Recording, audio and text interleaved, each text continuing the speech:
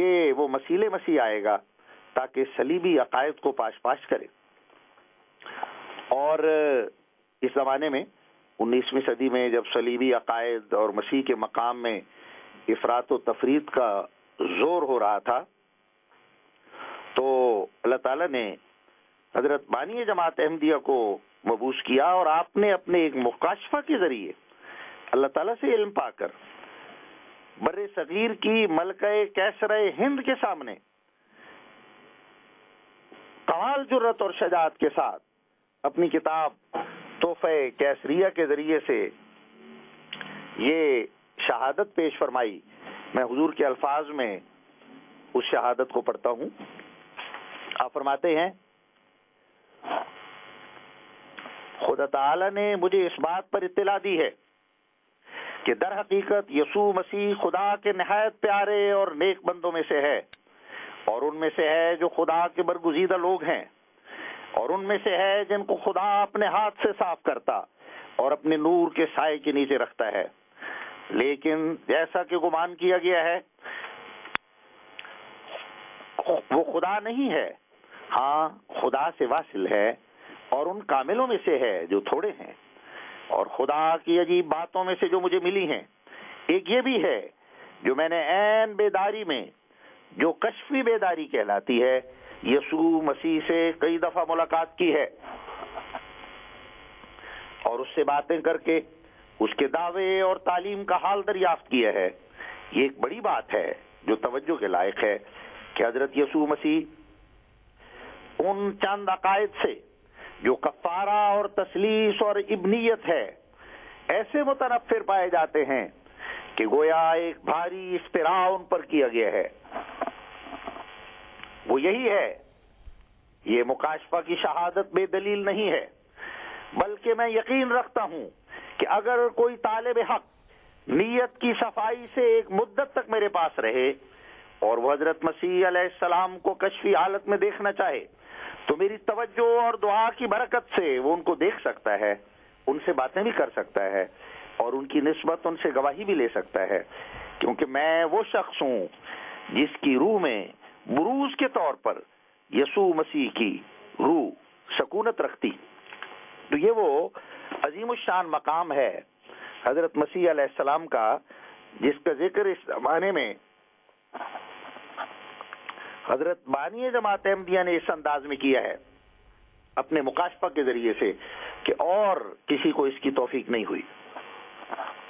حضرت بانی جماعت احمدیہ کے میں چند حوالے اور بھی پیش کرنے مناسب سمجھوں گا. حضور اپنی کتاب نور القرآن میں فرماتے ہیں ہم ناظرین پر ظاہر کرتے ہیں کہ ہمارا عقیدہ حضرت مسیح علیہ السلام پر نہایت نیک عقیدہ ہے، اور ہم دل سے یقین رکھتے ہیں کہ وہ خدا تعالیٰ کے سچے نبی اور اس کے پیارے تھے، پس ہم ان کی حیثیت کے موافق ہر طرح ان کا ادب ملحوظ رکھتے ہیں. پھر آپ نے حضرت مسیح علیہ السلام کے مقام کے بارے میں ایک خاص اشتہار شائع کیا، اور اس اشتہار میں آپ نے فرمایا کہ جس حالت میں مجھے دعویٰ ہے کہ میں مسیح موعود ہوں اور حضرت عیسیٰ علیہ السلام سے مجھے مشابہت ہے، تو ہر ایک شخص سمجھ سکتا ہے کہ میں اگر نعوذ باللہ حضرت عیسیٰ علیہ السلام کو برا کہتا تو اپنی مشابہت ان سے کیوں بتلاتا، کیونکہ اس سے تو خود میرا برا ہونا لازم آتا ہے. پھر آپ اپنے رسالہ گورنمنٹ انگریزی اور جہاد میں فرماتے ہیں حضرت عیسیٰ علیہ السلام خدا تعالیٰ کے ایک بزرگ نبی ہیں، اور بلا شبہ عیسیٰ مسیح خدا کا پیارا برگزیدہ اور دنیا کا نور اور ہدایت کا آفتاب اور جناب الہی کا مقرب اور اس کے تخت کے نزدیک مقام رکھتا ہے، اور کروڑا انسان جو اس سے سچی محبت رکھتے ہیں اور اس کی وصیتوں پر چلتے ہیں اور اس کی ہدایت کے کاربند ہیں وہ جہنم سے نجات پائیں گے. پھر ملفوظات میں فرمایا کہ میں حضرت مسیح کو اپنا ایک بھائی سمجھتا ہوں اور میں نے انہیں بارہا دیکھا ہے، اور ایک بار میں نے اور حضرت مسیح نے ایک ہی پیالے میں گائے کا گوشت کھایا تھا، اس لیے میں اور وہ ایک ہی جوہر کے دو ٹکڑے ہیں. اور آخر میں حضرت بانی جماعت احمدیہ نے جو کمال اپنے اتحاد اور وحدت کا ذکر حضرت صلی اللہ علیہ وسلم کے غلام ہونے کے ناطے حضرت مسیح علیہ السلام کے حوالے سے کیا ہے، اس کو میں پیش کروں گا۔ حضور اپنی کتاب براہین احمدیہ میں فرماتے ہیں، اس عاجز پر ظاہر کیا گیا ہے کہ یہ خاکسار اپنی غربت اور انکسار اور توکل اور ایثار اور آیات اور انوار کے روح سے مسیح کی پہلی زندگی کا نمونہ ہے،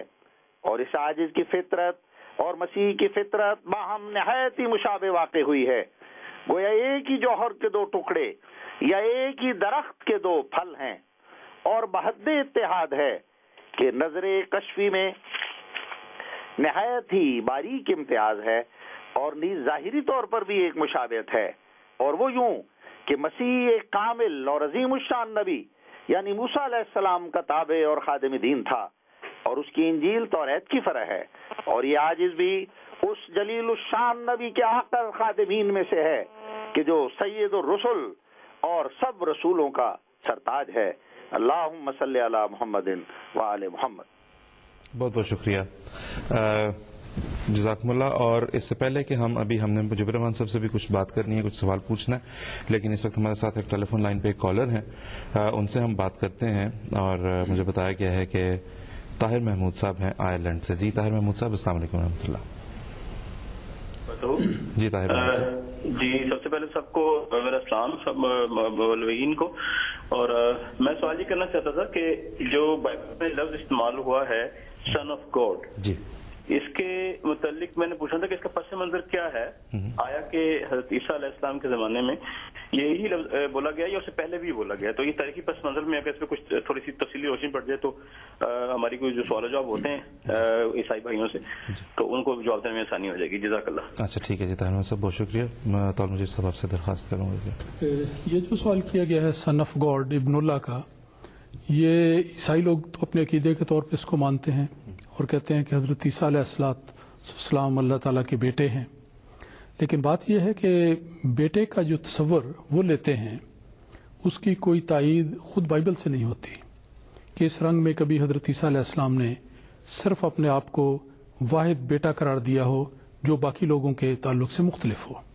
میری مراد یہ ہے کہ یہ ابن اللہ کا جو محاورہ ہے اگر بائبل کو دیکھا جائے تو یہ بڑی کثرت سے اس میں استعمال ہوا ہے۔ مجھے یاد پڑتا ہے کہ ایک دفعہ میں نے کچھ تھوڑی سی اس کی تحقیق کی تو کم و بیش 68 مقامات ہیں جس میں ابن اللہ کا یہ محاورہ بائبل میں استعمال کیا گیا ہے۔ اب اس میں سے کسی جگہ پر بھی جب یہ محاورہ استعمال ہوتا ہے تو اس کو ظاہری اور اسی مادی رنگ میں ابن اللہ کے طور پر نہیں لیا جاتا، بلکہ ہمیشہ ایک مجازی رنگ دیا جاتا ہے۔ مثلاً بائبل میں ذکر ہے کہ جن لوگوں کے پاس اللہ تعالیٰ کا کلام آیا وہ اللہ تعالیٰ کے بیٹے ہیں۔ اب دیکھا جائے تو جتنے عیسائی ہیں کہتے ہیں ہمارے پاس خدا کا کلام آیا ہے، دیگر مذاہب والے کہیں ہمارے پاس خدا کا کلام آیا، تو وہ سارے کے سارے اللہ تعالیٰ کے بیٹے بن گئے۔ تو اس رنگ میں اگر بیٹے بنے ہیں تو حضرت عیسیٰ علیہ السلام بھی بیٹے ہیں، پھر تو کوئی فرق نہ ہوا، لیکن وہ ان کو ایک خصوصی مقام دیتے ہیں کہ خدا کے بیٹے ہیں۔ پھر اسی طرح بائبل میں آتا ہے کہ جو لوگ لڑنے والوں میں صلح صفائی کروا دیتے ہیں وہ خدا تعالیٰ کے بیٹے کہلائیں گے۔ تو اس سے پتہ لگتا ہے ان مثالوں سے کہ ظاہری طور پر ان کو بیٹا قرار دینا یہ خدائی تصور کے بالکل خلاف ہے، اور خدا تعالیٰ کا اگر تصور یہ لیا جائے کہ وہ بھی انسانوں کی طرح ایک انسان ہے، پھر یہ تصور لیا جائے کہ پھر خدا کی بھی ایک بیوی ہوگی، پھر آگے چلتے چلے جائیں کہ ان کے تعلقات بھی وہی ہوں گے جو دنیا میں تعلقات ہوتے ہیں، پھر اس کے نتیجے میں بیٹے کی ولادت ہوگی اور وہ بیٹا حضرت مسیح ہے، تو یہ باتیں ایسی ہیں جو خدا تعالیٰ کے تعلق میں کبھی بھی تسلیم نہیں کی جا سکتی۔ اصل سوال یہ ہے کہ حضرت عیسیٰ علیہ السلام نے جیسے خود کہا کہ اپنے خدا کو محبت کے رنگ میں اگر باپ قرار دیا تو ایک استعارے کی زبان ہے جو آپ نے استعمال کی ہے، مجازی طور پر اور استعارتاً یہ تعلق بیان کیا جاتا ہے۔ دنیا میں کتنے لوگ ہیں جو کسی مہمان کسی دوست کے گھر جاتے ہیں، ان کا ایک چھوٹا سا بچہ آتا ہے تو اس کو بیٹا کہہ کے بلاتے ہیں۔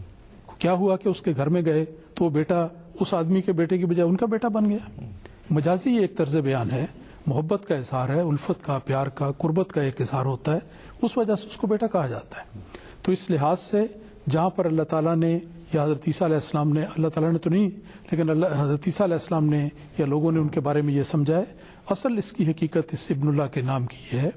کہ وہ اللہ تعالیٰ کے محبوب تھے۔ अल्लाह ताला के प्यारे थे। जैसा अभी आपने सुना कि इस्लामी तालीम में हज़रत ईसा अलैहिस्सलाम को अल्लाह ताला ने एक ख़ास बुलंद मुकाम दिया है, ज़िंदगी में भी और ज़िंदगी के बाद भी। ज़िंदगी में इसलिए कि अल्लाह ताला ने उन्होंने एक पाकीज़ा वलादत दी जबकि उनकी वलादत पर एतराज़ किए गए, और फिर अल्लाह ताला ने उनकी ज़िंदगी का अंजाम इस तरह किया कि उनको सलीबी मौत से निजात दी। एक तभी